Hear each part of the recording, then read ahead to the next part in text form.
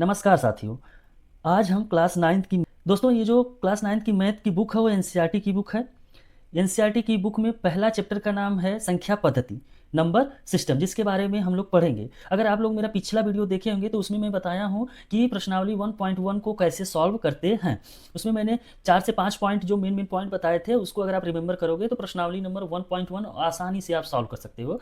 तो वो आपका सॉल्व हो गया था। अगर आपने वो मेरा वीडियो नहीं देखा है तो जाके पिछला वीडियो देख लीजिए, और मैं उसका लिंक जो है डिस्क्रिप्शन में शेयर कर दूंगा, आप वहाँ से देख सकते हो। दोस्तों इस वीडियो में हम समझेंगे कि संख्या पद्धति का कंसेप्ट क्या है। 5 पॉइंट मैंने बताया है, और नेक्स्ट प्रश्नावली को सॉल्व करने के लिए आपको क्या क्या चाहिए, कौन कौन सा कंसेप्ट कितने पॉइंट पे आपको रिमेंबर करना पड़ेगा, वो कंसेप्ट समझेंगे, और कुछ महत्वपूर्ण उसके क्वेश्चन होंगे उसको हम सॉल्व करेंगे। तो ये चैप्टर हमें बहुत अच्छे से समझ में आएगा। दोस्तों मैं उम्मीद करता हूँ कि आप लोग जो है कि मेरा पहला वीडियो देखे होंगे, और देखिए आप जब एक सीरीज से देखेंगे तो आपको बहुत अच्छे से समझ में आएगा। तो उसमें मैंने प्राकृतिक संख्या बताया था, पूर्ण संख्या बताया था, पूर्णांक बताया था, और प्रमेय बताया था। तो ये 5 पॉइंट मैंने बताया था। प्रश्नावली नंबर 1.2 को सॉल्व करने के लिए हमें ये 3 पॉइंट पे काम। पहला पॉइंट आप देख रहे हैं अपरिमेय संख्या। प्रमेय हमने पढ़ लिया। इसमें अपरिमेय संख्या क्या होती है ये हमें जानना है। फिर इसके बाद वास्तविक संख्या क्या होती है वो हमें जानना है। मूलतः हमारा 2 पे सॉल्व हो जाएगा, लेकिन ये तीसरा जो है पाइथागोरस प्रमेय भी मैं बताऊंगा कि पाइथागोरस प्रमेय का। तो मैं तीनों आप लोगों को एक्सप्लेन करूंगा, ये तीनों अच्छे से बताऊंगा। तो दोस्तों देखते हैं अपरिमेय संख्या क्या होती है। तो अपरिमेय संख्या का परिभाषा हम देख लेते हैं। तो कहते हैं कि ऐसी संख्या जिसे p बटे क्यू के रूप में नहीं लिखा जा सकता, जिसे p बटे क्यू के रूप में नहीं लिखा जा सकता, उसे क्या कहते हैं? अपरिमेय संख्या कहते हैं। अब जैसे p बटे क्यू के रूप में क्यू कैसे नहीं लिखा जाएगा? जहां p जो है ना, p एक पूर्णांक होगा। क्या होगा? पूर्णांक होगा। अब q is not equal to zero, जबकि इसमें q जो है जीरो नहीं होगा। अब समझो कि आप बोलते हो कि सर आप तो कोई भी संख्या दे दोगे वो तो परिमेय ही हुई। जैसे आप मान लो मैंने 1 बताया, तो आप बोलोगे सर 1/1 होती है, p अपान क्यू के फॉर्म में है, आता है तो परिमेय है। क्योंकि परिमेय का वही क्या परिभाषा होता है, परिमेय संख्या का क्या परिभाषा होता है कि ऐसी संख्या जिसे p बटे क्यू के रूप में लिखा जा सकता है उसे परिमेय संख्या कहते हैं। ठीक है। तो आप बोलोगे सर एक है, एक को तो हम 1/1 लिख सकते हैं, तो इस हिसाब से तो परिमेय संख्या हुई। तो आप अभी तक दूसरी परिभाषा इसकी ये है कि ऐसी संख्या जिसका मान दशमलव के बाद न तो पुनरावृत्त होता है और न ही अंत होता है। ये सबसे सटीक परिभाषा मुझे लगता है कि ऐसे परिमेय संख्याएं, ऐसी संख्या या ऐसी संख्या जिसका मान दशमलव के बाद न तो पुनरावृत्त होता है और न ही वो समाप्त होता है। तो इसमें अपरिमेय संख्या में एक बहुत प्रचलित उदाहरण हम लोग लेते हैं पाई। कहते हैं पाई एक अपरिमेय संख्या। तो मान होता है लगभग मान होता है 22/7। तो अभी देखो ये पी हो गया और ये देखो ये क्यू हो गया। पी बटे के क्यू के फॉर्म में तो लिखा गया है, अभी तो ये परिमेय संख्या हुआ, लेकिन ये जो है ये लगभग मान है, ना कि एग्जैक्ट वैल्यू है। अगला हम देखते हैं कि पाई का मान क्या होता है। तो दोस्तों पाई का मान अभी तक 3.141 मानते हैं। इसके आगे सॉल्व होगा तो 59265 डॉट डॉट डॉट ऐसे चलता ही जा रहा है, ऐसे ही चलता ही जाएगा। अभी देखो इसमें ना तो कोई पुनरावृत्ति हुई है और न ही इसका कोई अंत हुआ है। तो इस संख्या को क्या कहेंगे? ये अपरिमेय संख्या है। ये क्या है? अपरिमेय संख्या। अच्छा देखते हैं पाई। अब जैसे बोलते हैं रूट टू ये दे दिया क्वेश्चन में, पूछा कि ये बताइए परिमेय है कि अपरिमेय है। ऐसे देखेंगे तो बोलेंगे 1/1 हो सकता है, करड़ी में 2/1 ऐसे हो सकता है। तो ये तो p हुआ, ये तो क्यों हुआ? अभी तो इस हिसाब से ये तो परिमेय संख्या होना चाहिए। लेकिन दोस्तों p क्या होता है? मैंने पहली परिभाषा में बताया हूँ आपको, पूर्णांक। पूर्णांक होना चाहिए। पूर्णांक मतलब पूर्णांक होना चाहिए, चाहे वो माइनस हो चाहे प्लस हो। लेकिन ये क्या आएगा? p का वैल्यू रूट 2 है। रूट 2 को हम बाहर निकालेंगे तो वही तो चैलेंज है, वहीं से तो पता चलेगा कि हमें कि नहीं हाँ ये परिमेय संख्या है कि अपरिमेय संख्या। पहले हम इसको रूट से बाहर निकालेंगे। ठीक है।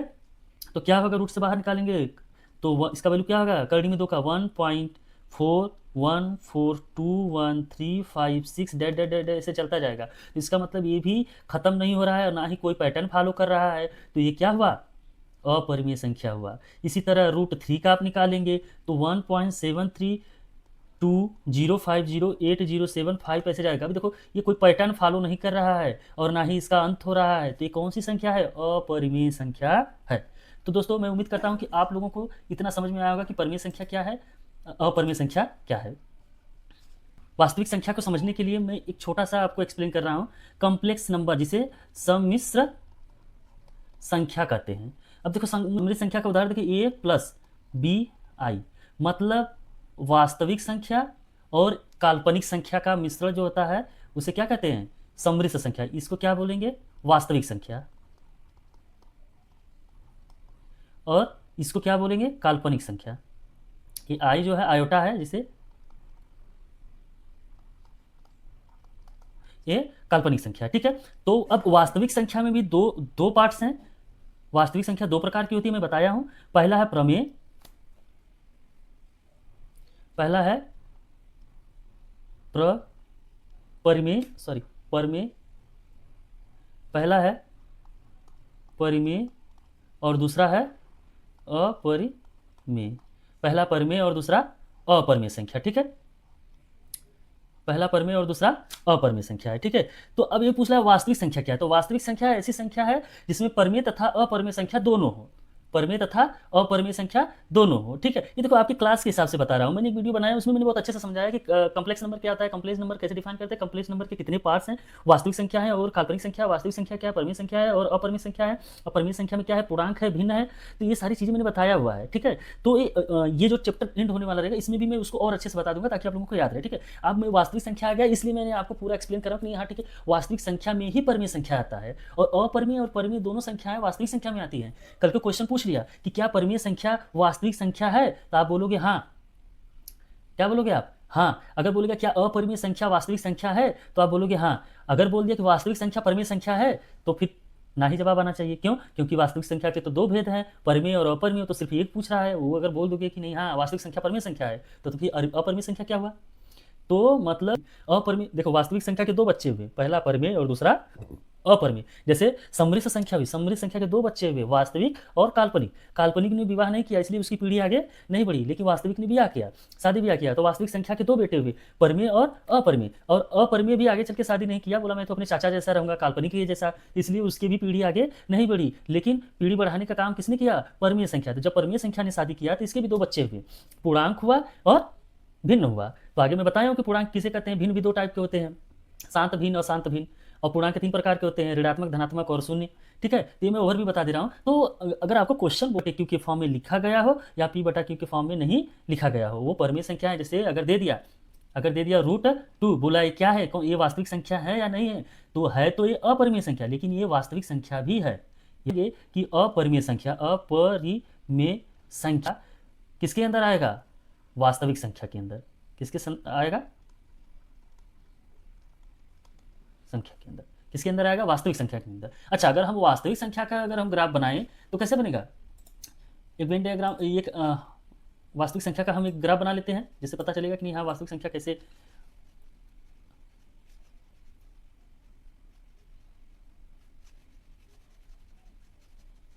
देखो वास्तविक संख्या का ग्राफ बनाएं तो क्या होगा? वास्तविक संख्या के दो बेटे हैं, परिमेय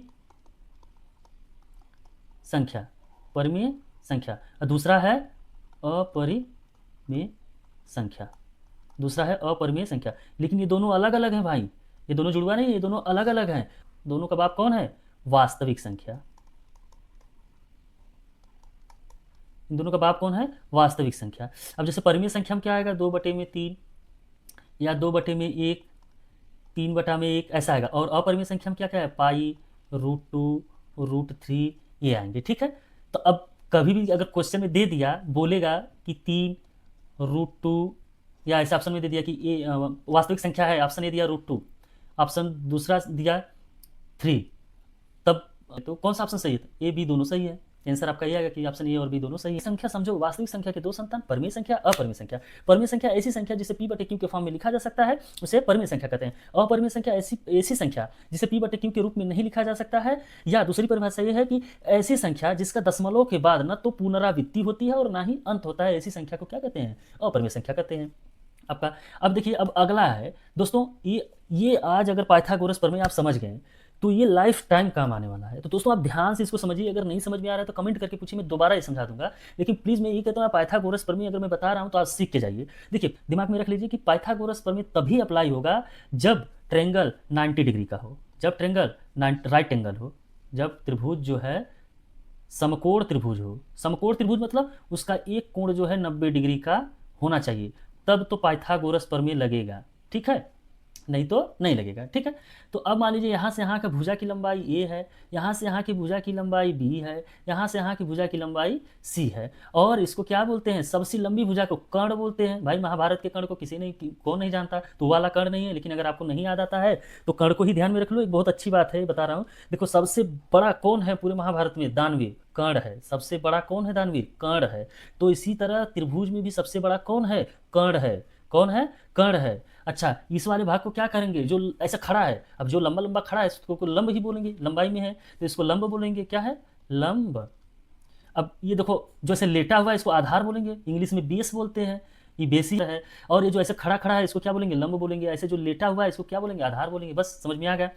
तो भैया ये जो कर्ण है, कर्ण की बराबरी इन दोनों से कैसे की जाए, तो क्या किया उन्होंने, कर्ण जो कहें भाई कर्ण बड़ा है, कर्ण का स्क्वायर करो। अब इनके इनको जो है बराबर करना है, किनके, लंब को जोड़ना है और आधार को जोड़ना है। लंब और आधार, लंब देखो कर्ण का स्क्वायर करो, लंब का भी स्क्वायर कर दो और आधार का भी स्क्वायर कर दो। भाई बराबर करना है ना, कर्ण के बराबर लाना है, ठीक है। तो इन दोनों का जोड़, इनका स्क्वायर करो, कर्ण का स्क्वायर करो बराबर लंब का स्क्वायर प्लस आधार का स्क्वायर हो जाएगा, ठीक है। तो ये होगा। अब देखो कर्ण को आपने किससे डिनोट किया है, सी से, तो सी का स्क्वायर कर लो। और लंब को किससे डिनोट कर रहे हो, ए से, और आधार को बी से। तो एक फार्मूला तो यही हो गया आपका, ये हिंदी में हो गया और ये थोड़ा आपको समझने के लिए हो गया।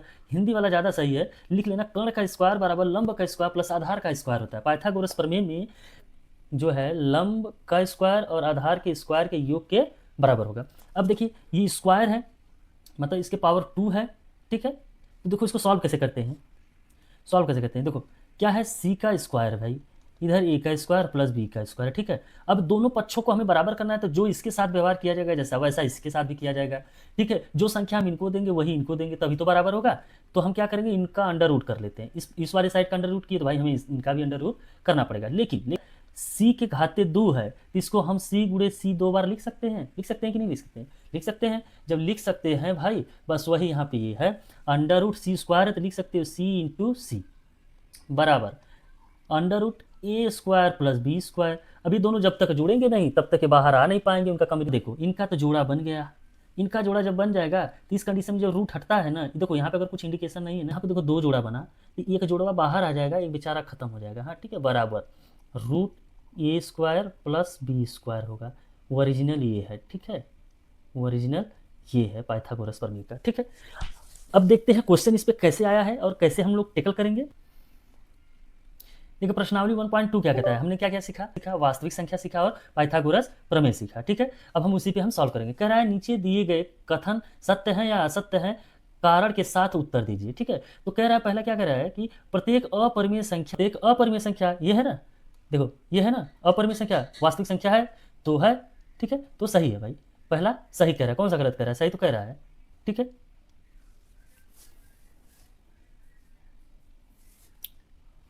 फिर दूसरा क्या कह रहा है, संख्या रेखा का प्रत्येक बिंदु रूट एम, अच्छा रूट मतलब देखो यहाँ पे ट्रांसलेशन में गलती हुई है, ये अंडर रूट है ऐसे, के रूप का होता है जहां एम एक प्राकृतिक संख्या है। अच्छा बताइए, प्राकृतिक संख्या है, संख्या रेखा का प्रत्येक बिंदु, संख्या रेखा का प्रत्येक बिंदु रूट एम के रूप का होता है जहां एम एक प्राकृतिक संख्या है। तो ये क्या सही है कि गलत है, ये चीज गलत है। क्या है ये, गलत है। कैसे, कैसे, अभी जैसे प्राकृतिक संख्या में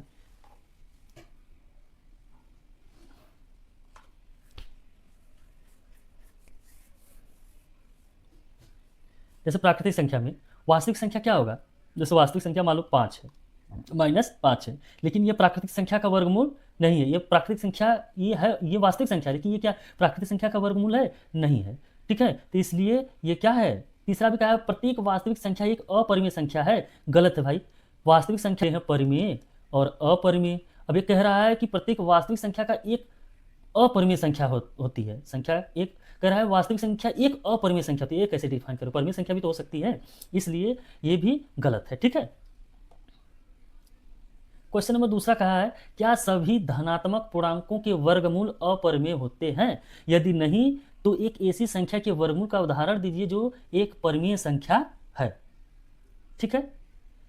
तो भाई ये तो गलत है, ये तो सही कह रहा है कि क्या सभी धनात्मक पूर्णांकों के वर्गमूल अपरिमेय होते हैं? नहीं भाई, सबके अपरिमेय नहीं होते। जैसे √2 सब थोड़ी होगी, √3 सब में थोड़ी होगा, ठीक है। कोई तो ऐसा होगा जो जो बाहर आएगा सही सलामत, जैसे √4 है, इसको सही सलामत बाहर लाने के लिए +-2 आएगा, तो ये है ना।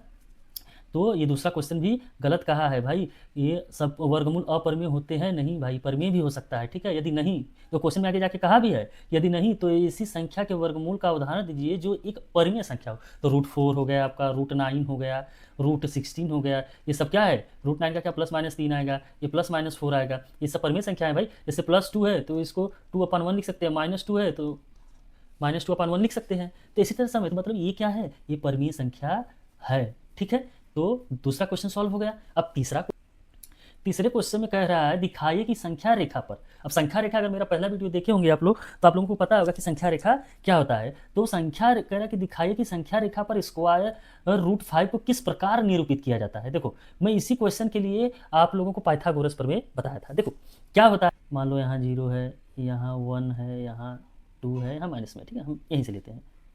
ये एकांक लंबाई यहाँ से ये लिए और ऊंचाई, एकांक ऊंचाई ये ले लेते हैं। एक यूनिट ये है, एक यूनिट ये है। अब यहाँ से यहाँ तक हम ये कर देंगे। तो अब देखो ये क्या है? आधार है, ये क्या है? लंब है, और ये क्या है? कर्ण है, जो सी में बताया था, ठीक है।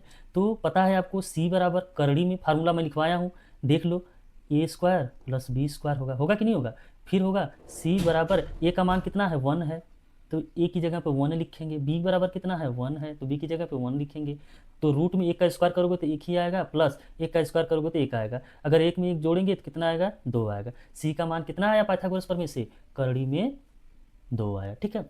अब देखो हमें निरूपित किया जा सकता है। अब देखो ये जो करड़ी में 2 आया है ना, तो इस संख्या रेखा पर कैसे निरूपित करेंगे? करड़ी में 2 वाला मैं इसलिए बता रहा हूँ क्योंकि ये छोटा है और जल्दी आप लोगों को समझ में आएगा। करड़ी में 5 वाला भी बता दूंगा कि कैसे हल होता है। अब देखो यहाँ से यहाँ का क्या हुआ? रेडियस हुआ, त्रिज्या हुआ। अगर इतनी ही त्रिज्या का लेके हम अगर इधर काटें चाप, तो ये जितना लंबाई है, करड़ी में 2 लंबाई है, तो उतना इस संख्या रेखा पे आ सकता है कि नहीं आ सकता है? यहाँ से यहाँ तक आ सकता है।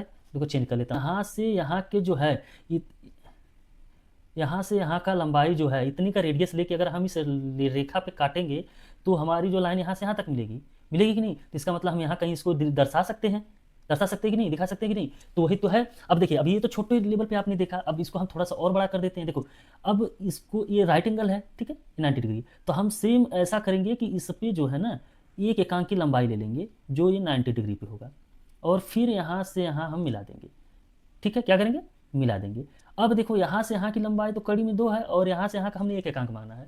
अब इस त्रिभुज के लिए ये कर्ण हो गया, ये आधार हो गया, ये जो है ऊंचाई हो गई इसकी, ठीक है। तो अब इसका पाइथागोरस प्रमेय से हम इस सी का वैल्यू निकालेंगे, तो क्या होगा? इस सी का वैल्यू क्या होगा? पाइथागोरस प्रमेय का हम लोग फार्मूला जानते ही हैं कि सी बराबर करड़ी में, अब यहाँ से यहाँ का मान लो लंबाई कितना था? बी था, तो b² प्लस, अब मान लो यहाँ से यहाँ का लंबाई कितना है? ये 1 है, और मान लो सी डी है, ठीक है, तो डी का स्क्वायर हो जाएगा, हो जाएगा कि नहीं? अब देखो बी बराबर हमारा कितना है? बी बराबर हमारा करड़ी में 2 है, तो करड़ी में 2 रखेंगे और इसका स्क्वायर कर देंगे, और डी बराबर हमारा कितना है? 1 है, तो 1 का स्क्वायर कर देंगे, तो होगा सी बराबर क्या आ जाएगा हमारा? सी बराबर क्या होगा? करड़ी में 2 का स्क्वायर करेंगे तो 2 आएगा, प्लस 1 का स्क्वायर करेंगे तो 1 आएगा, तो सी बराबर क्या हो जाएगा? √3।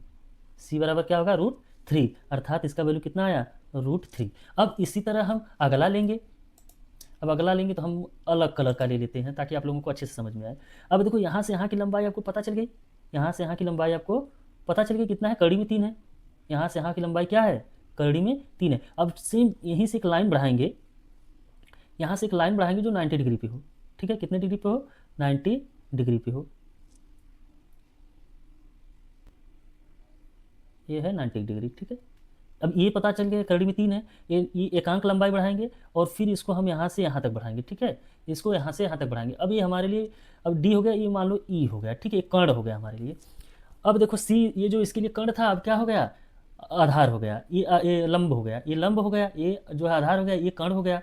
अब हमें कर्ण की वैल्यू निकालना है, तो मतलब ई² ई बराबर क्या होगा? करड़ी में मान लो ये एफ है, तो क्या होगा? सी का स्क्वायर प्लस एफ का स्क्वायर होगा, ठीक है। तो अब क्या, सी का वैल्यू कितना है? करड़ी में 3 है, तो करड़ी में 3 का स्क्वायर हो जाएगा, करड़ी में 3 का स्क्वायर होगा। एफ का वैल्यू कितना है? 1 है, तो 1 का स्क्वायर हो जाएगा। अब इसको सॉल्व करेंगे तो ई बराबर कितना आएगा? करड़ी में 3 + 1 हो जाएगा, तो ई का वैल्यू कितना आएगा? करड़ी में 4 आ जाएगा। अब इसको निकालेंगे तो इसका वैल्यू +-2 आएगा, आएगा कि नहीं आएगा? तो हम पॉजिटिव वैल्यू ले लेते हैं, ई बराबर हम 2 ले लेंगे।